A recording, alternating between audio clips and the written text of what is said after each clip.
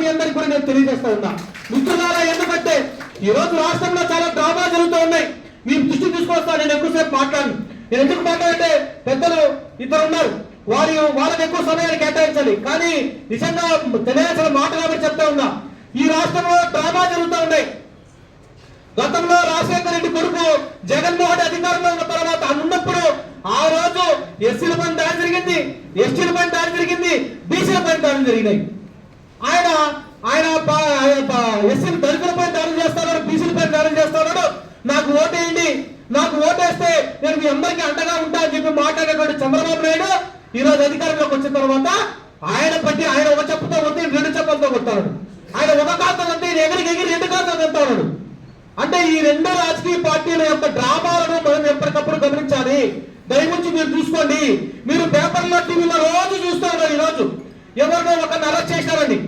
ఎవరు అరెస్ట్ చేసినా ఈ రోజు సమాజంలో ఉన్నటువంటి అనేక సంఘాలు గాని నాయకులు గాని కొంతమంది కొన్ని సంఘాల నాయకులు, కొంతమంది యూట్యూబర్లు, ప్రెస్లు అంతా కూడా జగన్మోహన్ వైపు, కొంతమంది అంతా కూడా తెలుగుదేశం పార్టీ చంద్రబాబు వైపు పోయి వాడు పోతే వీడు, వీడు పోతే వాడు, వాడు పోతే వీడు, వీడు పోతే వాడు అనుకుంటా ఈ రెండు కులాలైన కమ్మారెడ్లు మన కులాలందరినీ కూడా విభజించి వాళ్ళ వైపు తిప్పుకొని ఈ రోజు ఒక దొంగ నాటకం ఆడుతూ ఉన్నారు.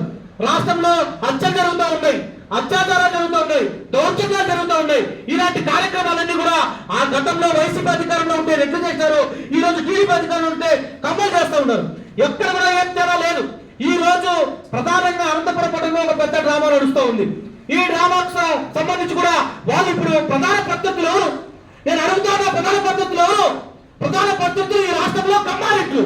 మరి ఈ కమ్మారెడ్లు కదా కొట్లాడుకోవాలా? ఈ రోజు ఏ కులం కొట్లాడుతుంది అక్కడికి వెళ్ళి? అంటే ఏం డ్రామా నడుస్తూ ఉంది? ఎవరిని బలపరచలు చేస్తున్నారు ఇక్కడ? ఇవన్నీ కూడా దయవుంచి మీరందరూ కూడా మనసులో పెట్టుకోవాల్సిన అవసరం. మీరు ఈ డ్రామాలు చూసి మీరు మోసపోవద్దు, ఈ నాయకులు చూసి మీరు మోసపోవద్దు. అన్న నాకు రాష్ట్ర అధ్యక్షులు మీరు ఎందుకు మాట్లాడలేదన్న ఆయన అరెస్ట్ చేశారంటే ఆ అరెస్ట్ వెనకల, ఆయన కుట్ర వెనకల, ఆయన మాటల వెనకల జగన్మోహన్ రెడ్డి ఉన్నాడయా. వారి గురించి ఎందుకు మాట్లాడాలి? నేను వారి గురించి ఎందుకు మాట్లాడాలి? తెలుగుదేశం పార్టీ వెనకల, చంద్రబాబు వెనకల ఒక తొత్తు మాట్లాడుతూ వచ్చారు, గొడవ చేస్తున్నారు. వారి గురించి నేను ఎందుకు మాట్లాడాలి? నేను మాట్లాడాల్సిన సమాజం కోసం, నేను మాట్లాడిన సమాజంలో నా ప్రజల కోసం మాట్లాడలేదు తప్ప వాళ్ళ కోసం మాట్లాడి ఏదో పేపర్లో టీవీలో వచ్చిందని చెప్పి మనం గొంతు తీసుకునే వాళ్ళు కాదు. బహుజన్ సమాజ్ పార్టీకి ఒక నిర్దిష్టమైన ఆలోచన ఉంది. బహుజన్ సమాజ్ పార్టీ నాయకుడికి ఒక డిసిప్లిన్ ఉంది. అది బ్యాంక్ కుమారి మాయావతి గారి దగ్గర నుంచి ఒక కార్యకర్త వరకు ఇది ఒకటే కఠిన ప్రాసెస్ ఉంటుంది. మాధవర్ కాంశీరావు గారు మన వాళ్ళందరినీ కూడా ఆ విధంగా తయారు చేసి ఉంచారు. కాబట్టి ఈ యొక్క దీన్ని అన్నింటి కూడా మీరు దాని గురించి ఆలోచన చేసుకోవద్దు. ఈ తిరిగే డ్రామాల గురించి మీరు ఆలోచన చేయొద్దు. మీరు చిత్తశుద్ధితో మీరు పార్టీని నిర్మాణం చేయాలి. పార్టీని నిర్మాణం చేయాలంటే మీ దగ్గర నుండి ఏకైక మార్గం పల్లెపల్లికి పిఎస్పీ కార్యక్రమానికి సిద్ధంగా పల్లెపల్లికి పిఎస్పీ కార్యక్రమాన్ని బాగా చేయండి, నిర్మాణం చేయండి. కమిటీలు వేసుకుందాం. మనం ధర్నాలు చేసినా, రాష్ట్రాలు చేసినా ఒక బలమైనటువంటి, ఒక నిజమైనటువంటి ఒక కారణం ఉండాలి. ఆ కారణాల కోసం చేస్తామే తప్ప ఎవరో దారిని పోయే వారి కోసమో లేకపోతే ఎవరో రెచ్చగొట్టేసి ఈ రోజు చేసే సమస్యల కోసం ఎక్కడ కూడా మాట్లాడడం. మనకు ఒక నిర్దిష్టమైనటువంటి ప్రణాళిక ఉంది, మహనీయుల యొక్క ఆశయం ఉంది. ఈ మహనీయుల ఆశయంతో పనిచేసే ఏకైక రాజకీయ పార్టీ బహుజన్ సమాజ్ పార్టీ.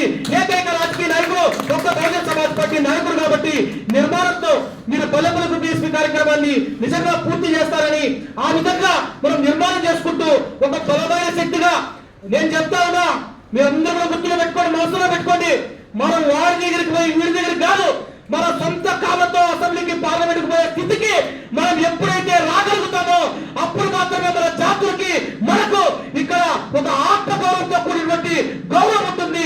దాన్ని మీరు అందరూ కూడా సాకారం చేయాలంటే ఈ పార్టీని మనం బలపరచాలి.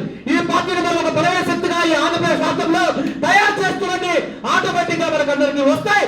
దానికి ఒకే ఒకటి మన దగ్గర ఉన్న ఆస్కారం పల్లెపల్లికి పిఎస్పీ కార్యక్రమాన్ని చిత్తశుద్ధితో చేసి ఈ పార్టీని నిర్మాణం చేసి మనం ఫలితాలు తీసుకొచ్చే విధంగా రాబోయే స్థానిక సంస్థల ఎన్నికల్ని ఒక ఎజెండాగా, రాబోయే స్థానిక సంస్థల ఎన్నికల్ని ఒక పోరాటంగా మీరందరూ కూడా సిద్ధపడి వచ్చినటువంటి మీ అందరూ కూడా ఒక్కొక్క అసెంబ్లీ నుంచి 100 మందిని తయారు చేసే విధంగా పల్లెపల్లికి పిఎస్పీ కార్యక్రమాలు చేయాలని చెప్పి నేను సంపూర్ణంగా కోరుకుంటూ ముగిస్తున్నాను.